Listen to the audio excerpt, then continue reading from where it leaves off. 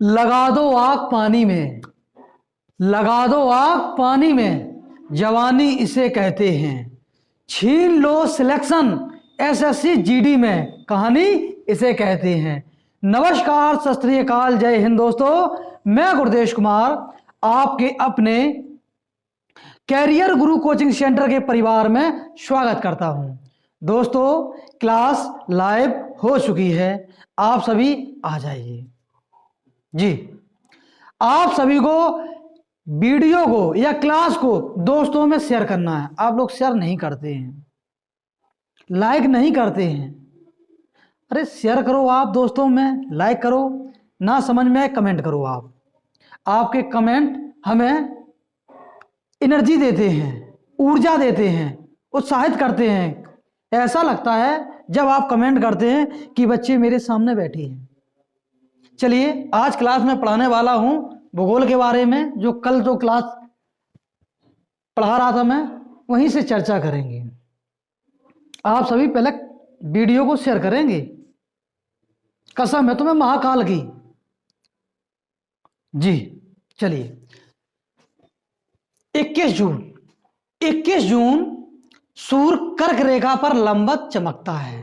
क्या लंबवत चमकता है? इस स्थिति को ग्रीष्म अयनांत कहते हैं। क्या कहते हैं? अयनांत कहते हैं। उत्तरीय गोलार्ध में ग्रीष्म ऋतु तथा दक्षिणी गोलार्ध में शीत ऋतु होती है। उत्तरी गोलार्ध का सबसे बड़ा दिन 21 जून, और ध्यान देना है रात छोटी होती। कौन? रात छोटी।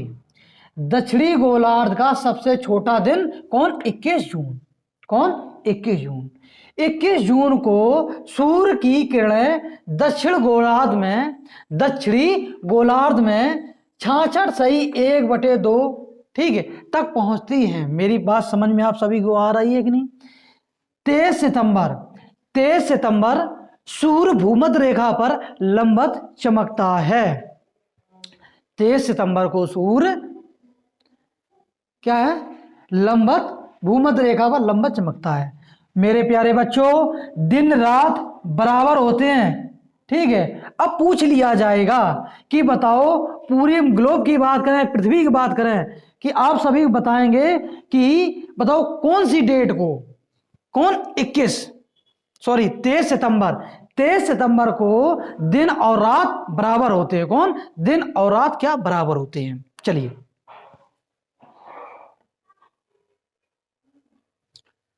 इसके बाद चर्चा करेंगे ऋतु। 23 सितंबर को शरद कौन होते? शरद, विषु। कौन? विषु। मेरे प्यारे बच्चों, आप सभी को ध्यान देना है। अगर हम बात करेंगे, किसकी बात करेंगे हम? ध्यान देना है। अगर ये भूमध्य रेखा पर पड़ेगी तो क्या बोलेंगे हम? विषु। अगर ये कर्क रेखा और मकर रेखा पर अगर पड़ेगी तो इसे क्या बोलते हैं? ये हमने यहां पर बताया था, अयनांत। क्या? अयनांत। इसमें भी लिखा होगा कहीं, ये लिखा अयनांत। 22 दिसंबर सूर्य मकर रेखा पर लंबवत चमकता है। कौन? 22 दिसंबर। दक्षिणी गोलार्ध में ग्रीष्म ऋतु होती है। उत्तरी गोलार्ध में शीत ऋतु होती है।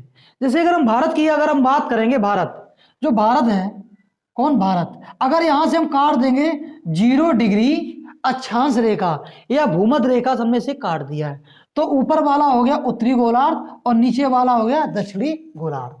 मेरी बात समझ में आई? तो अपना जो प्यारा भारत है, अपना प्यारा भारत कहां? उत्तरी गोलार्ध में। तो पूछ लिया जाएगा, बताओ उत्तरी गोलार्ध में दिन कब छोटा होता है? उत्तरी गोलार्ध में 22 दिसंबर को दिन छोटा होता है। 22 दिसंबर को शीत अयनांत या मकर अयनांत कहते हैं। अब सुप्रिया चौहान का एक मैसेज आया था, चलो बाद में पढ़ के बताते हैं हम आप सभी को, जब वहां पर पहुंच जाएंगे। जी, दक्षिणी गोलार्ध हो गया। दक्षिणी गोलार्ध का सबसे बड़ा दिन कौन है? 22 दिसंबर। कब होता? 22 दिसंबर। और उत्तरी गोलार्ध का सबसे छोटा दिन 22 दिसंबर को होता है। उत्तरी गोलार्ध में सूर्य की किरणें कौन 66 सही 1/2 एन का मतलब नॉर्थ, ठीक है, तक पहुंचती हैं। उत्तरी गोलार्ध में 66 सही 1/2 फर्क का पहुंचती हैं। आप सभी को समझना है। अब सुप्रिया चौहान का एक मैसेज कल आया था कि सर जी आप इसे बताओ जी, थोड़ा और इसे बड़ा कर दें, दिख रहा है कि सर बताओ अपस्वर क्या होता है, या अपस्वर या उपस्वर। हम पढ़ा रहे थे शायद चंद्रमा के बारे में पढ़ा रहे थे, तो उसमें मैंने पढ़ाया हो गया कि अपभू और उपभू के बारे में। आप सभी को मेरे प्यारे बच्चों ध्यान देना है। अगर हम बात करेंगे उप की, तो देखो उपसौर पृथ्वी व सूर्य के मध्य न्यूनतम दूरी को, पृथ्वी या सूर्य के मध्य न्यूनतम दूरी को क्या बोलते हैं, अपसौर। ये न्यूनतम दूरी कैसी है, अगर हम बात करेंगे, यहां डायग्राम से आप सभी समझना, ये सूर्य एस बना है सूर्य और ई माना अर्थ। अगर पृथ्वी इस दिशा में घूम रही है तो ध्यान देना यहां पे क्या दूरी पर अधिक है, और इसके बाद धीरे धीरे पास में आ गई है। तो जब पृथ्वी सूर्य के पास में होती है तो उसको बोलते हैं उपसौर। क्या उपसौर, उपसौर। तो उपसौर कब होता है, 3 जनवरी को, 3 जनवरी को उपसौर होता है। 3 जनवरी को मेरे प्यारे बच्चों सूर्य के पास सबसे कम दूरी पर कौन, पृथ्वी होती है। कौन, 14.7 करोड़। मेरी बात समझ में आई है, ले रखिए 14.7 करोड़ प्रकाश वर्ष, प्रकाश वर्ष कौन, उपसौर जी। अब इसके बाद हम चर्चा करते हैं अपसौर। अपसौर का मतलब ध्यान है, उप माने छोटा, अप माने बड़ा। तो ध्यान देना मेरे प्यारे बच्चों, सूर्य व पृथ्वी के बीच अधिकतम दूरी, अधिकतम दूरी ये दे रखी है सूर्य और पृथ्वी के बीच में, तो ये 4 जुलाई को दी। कब, 4 जुलाई को। ध्यान देना कितनी है, 15.21 करोड़ प्रकाश वर्ष। कोई दिक्कत तो नहीं है मेरे प्यारे बच्चों, आप सभी को ध्यान देना है। पृथ्वी सूर्य के चारों ओर दीर्घ वृत्ताकार, दीर्घ वृत्ताकार, ये वृत्ताकार है, ये कौन है, वृत्ताकार, दीर्घ वृत्ताकार पथ पर परिक्रमा करती है।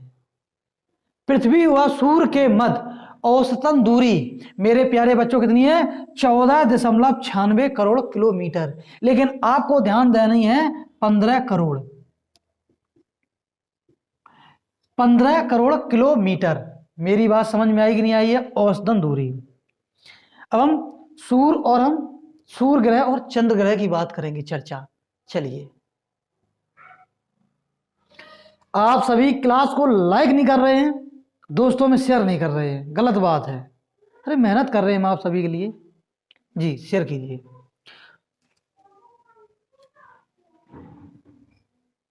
आप सभी समझदार हैं, अच्छे बच्चे हैं, करेंगे जी। सूर्य ग्रह या सूर्य ग्रहण, सूर्य ग्रहण कब होता है, पृथ्वी व सूर्य के बीच में चंद्रमा आ जाता है। क्या, चंद्रमा। मेरे प्यारे बच्चों, एस माने हमने माना सन, सूर्य, और एम माने मून, चंद्रमा, ई माने अर्थ, अर्थ का मतलब हमने क्या बोले, पृथ्वी।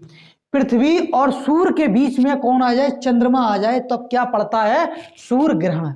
देखा है दिन में भी क्या है, सूर्य ग्रहण पड़ जाता है, आपने देखा दिन ही में पड़ता है अधिकतर, रात में तो पता ही नहीं पड़ पाएगा ना, दिन ही में पड़ता है सूर्य ग्रहण। कब, दिन में। जब दिन में आपने देखा सूर्य की किरणें कहाँ, पृथ्वी पर आएंगी यहाँ पर, तो बीच में जब चंद्रमा हो जाएगा तो देखते हैं कि क्या अंधेरिया हो गई है, उसी को बोलते हैं क्या, सूर्य ग्रहण।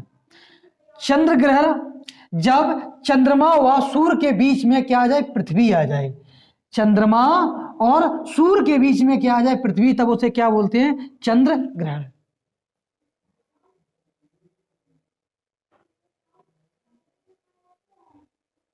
अब हम बात करते हैं चर्चा ज्वार भाटा की।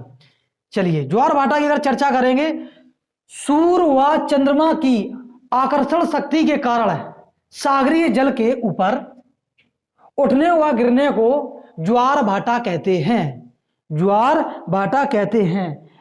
क्या बोलते हैं, ज्वार भाटा बोलते हैं। मेरे प्यारे बच्चों, 24 घंटे में प्रत्येक स्थान पर 2 बार ज्वार भाटा आता है। क्या, ज्वार भाटा आता है।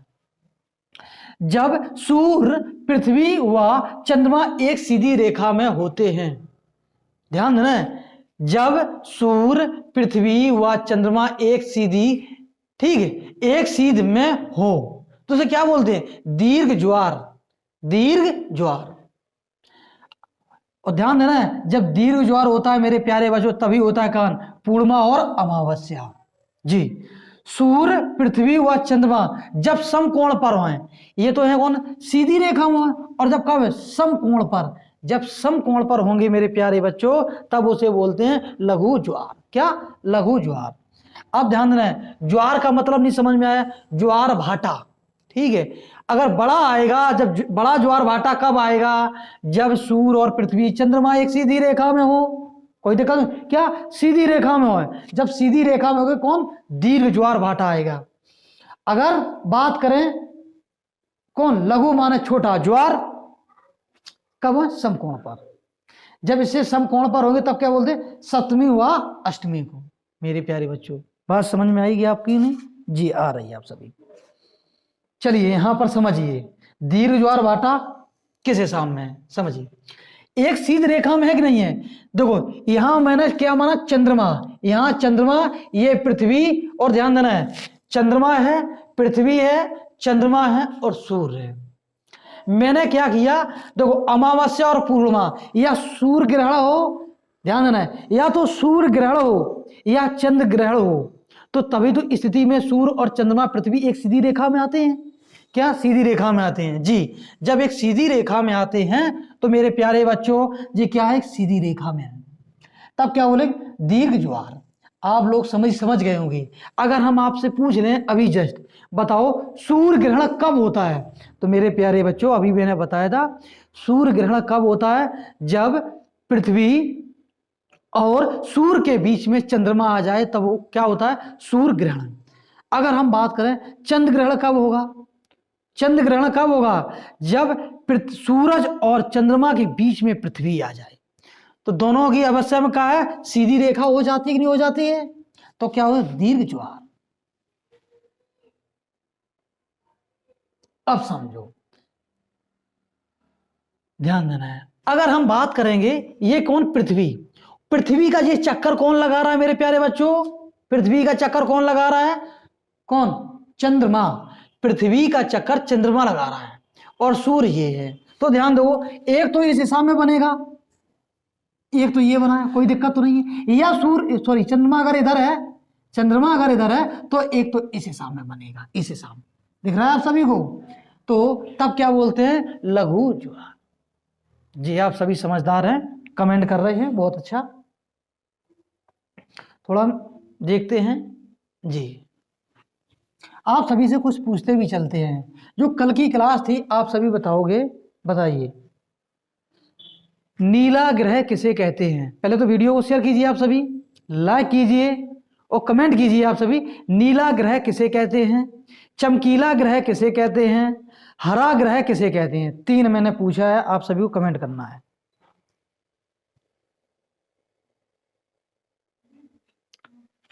बताइए बताइए मेरे प्यारे बच्चों, हमने आपसे पूछा है, बताइए चमकीला ग्रह पृथ्वी की बहन किसे कहते हैं? कमेंट कीजिए आप सभी, वीडियो को शेयर कीजिए, तुम्हें कसम है महाकाल की, शेयर कीजिए जी।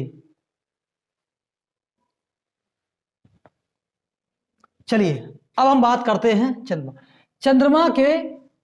चंद्रमा के परिक्रमण के कारण अपने ही स्थान पर आने वाले दैनिक ज्वार प्रतिदिन 52 मिनट देरी से, ध्यान देना, जब प्रति का बात कर रहे हैं हम, आने वाला है कौन? 52 मिनट कोई कहा है देरी पर आते हैं। कोई दिक्कत तो नहीं?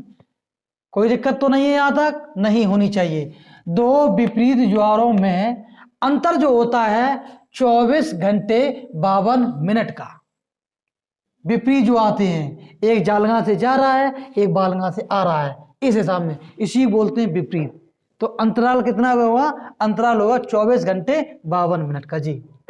अपने ही स्थान पर आने वाले ज्वार भाटा में समय का अंतर 6 घंटे 13 मिनट का होता है। 6 घंटे 13 मिनट। भारत में सर्वाधिक ऊंचा ज्वार, ध्यान देना है, भारत में सर्वाधिक ऊंचा ज्वार कौन है? ओखा। कहां पे ये पड़ता है? गुजरात में। कहां पे? गुजरात में। विश्व का सबसे ऊंचा ज्वार ये है फंडी की खाड़ी, कनाडा। कितने? 18 मीटर। जी। अब केंद्रीय बल द्वारा अप्रत्यक्ष ज्वार उत्पन्न होता है। कैसे होता है? अब केंद्रीय बल द्वारा अप्रत्यक्ष ज्वार उत्पन्न होता है।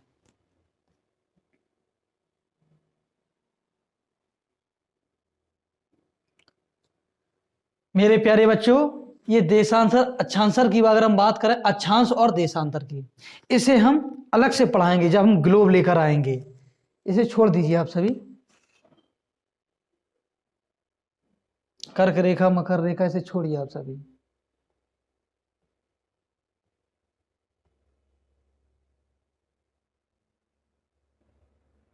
चट्टानों की हम बात करने वाले हैं। किसकी? चट्टानों की। चलिए,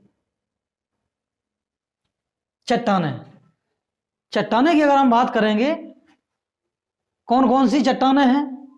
एक अग्नि चट्टान है, दूसरी कौन है? अपसादी, और तीसरी कौन है? कायांतरिक सेल मतलब चट्टान। तो तीनों की हम चर्चा करते हैं। यह जो है मेन जो क्लास चल रही है, एसएससी जीडी को ध्यान में रखते हुए, यूपी पुलिस कांस्टेबल को ध्यान में रख के ये पढ़ाया जा रहा है। अब ऐसा मत करना कि सर आप बन लेना पढ़ा रहे हो, समय नहीं है मेरे भाइयों, समय नहीं आप सभी के पास। अगर थोड़ा डीप पढ़ाएंगे तो आप कहाँ से कर पाओगे, या फिर ज्योग्राफी पढ़ते रह जाओगे। ठीक है, जो मेन है उसको क्या टारगेट करके पढ़ाया जा रहा है। जी, चट्टाने के बारे में थोड़ी जानकारी ले लो आप सभी। अग्नि चट्टान है, चट्टाने कौन है हमने बताई? 3। कौन कौन सी बताई हमने? अग्नि चट्टान है, आवासीय चट्टान है, और कौन है? कायांतरिक चट्टान है। जी, आइए चट्टाने के बारे में चर्चा करते हैं थोड़ा और वैसे। जी, अग्नि चट्टानें कौन कौन सी होती हैं समझो। अग्नि चट्टानें लावा के ठंडा होने से निर्माण होता। कौन सी चट्टानों का? अग्नि चट्टान है। इसमें जीवाश्म की अगर हम बात करें, इसमें जीवाश्म की अगर हम बात करेंगे, कोई भी नहीं पाया जाता है। जीवाश्म कोई नहीं पाया जाए, किस लिए? जब कभी भी ज्वालामुखी जैसी निकलती है, ठीक है, पृथ्वी के फटने के बाद जो लावा निकलेगा ज्वालामुखी का, वही ठंडा होने के बाद क्या बनेगी? अग्नि चट्टान है। ध्यान, क्रस्ट का 90% भाग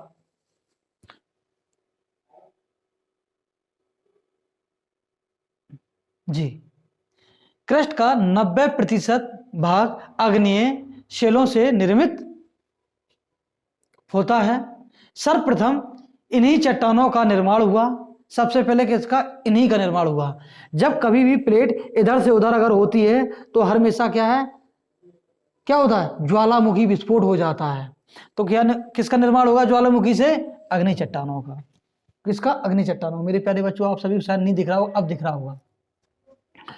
उदाहरण के तौर पे अगर हम बात करें कौन कौन सी चट्टानें आती हैं? डोलोमाइट, ठीक है, ग्रेनाइट, बेसाल्ट, धात्विक खनिज अधिक पाए जाते हैं। अग्नि चट्टानों में क्या? धात्विक खनिज अधिक पाए जाते हैं। भारत के, ठीक है, भारत के दक्कन के पठार में यही क्या है? शैलें हैं। शैलें मतलब पत्थर है या पर्वत है। चलिए यहां पे थोड़ा जानकारी हम देते हैं, यहां पर समझिए।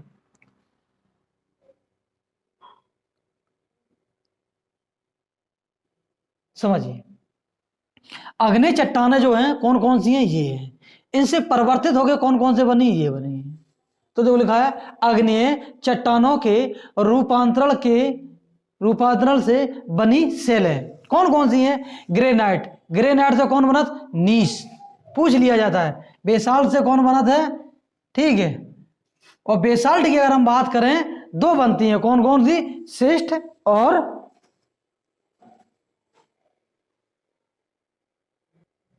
जी, कौन कौन सी बनी है? 2। बेसाल्ट से अगर हम बात करें कौन है? एम्फीबोलाइट, और कौन है? शिस्ट है। मेरे प्यारे बच्चों, अगर आपको सही नहीं दिख रहा, थोड़ा और ऐसे बड़ा करके दिखा देते हैं। जी, अग्नि चट्टानों के रूपांतरण से बनी सेलें, ये चट्टानें कौन कौन सी अगर बनती हैं? ग्रेनाइट से कौन है? नीस।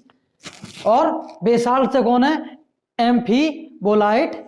और ध्यान देना, बेसाल्ट से जो बनती है कौन? शिस्ट बनती है। इसके बाद चर्चा करते हैं हम अगली चट्टान की, अवसादी। कौन? अवसादी। अवसादी सेल की अगर हम बात करेंगे, समुद्र के पेदे में निर्माण हुआ है इसका, खनिज तेल प्राप्त होते हैं, धरातल का 75% भाग इन्हीं से बना है, अवसादी से। कौन से? अवसादी से। इसमें जो पत्थरों की अगर हम बात करेंगे, कौन? बलुआ पत्थर आ जाता है, चूना पत्थर और कौन? कोयला। चलिए अवसादी की और थोड़ा चर्चा करते हैं। आप सभी ज्ञाता मत बनने लगना, अरे सर ये भी बता दो, ये भी बता दो। जितना बताया जा रहा है उस पर ध्यान दो, फोकस करो, ठीक है। अवसादी चट्टानों के रूपांतरण से बनी सेलें कौन कौन सी हैं? सेल की अगर हम बात करेंगे, ध्यान दो, चूना है, चूना पत्थर से कौन है? संगमरमर, कोई दिक्कत तो नहीं है। और चौक की अगर हम बात करें, चौक एवं डोलोमाइट से संगमरमर है, परिवर्तित हो जाता है।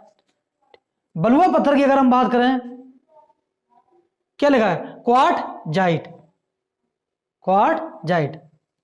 ये सारी सारी का परिवर्तित हो जाती हैं मेरे प्यारे बच्चों। तो जब हमें ध्यान देना है, दो को तो बिल्कुल ध्यान देना है। संगमरमर की अगर हम बात करेंगे तो संगमरमर किससे बना होता है? अवसादी चट्टानों से। कौन कौन सी? चाक की अगर हम बात करें या चूना पत्थर की बात करें, ध्यान देना, डोलोमाइट, तो इन्हीं से कौन है? संगमरमर बना होता है।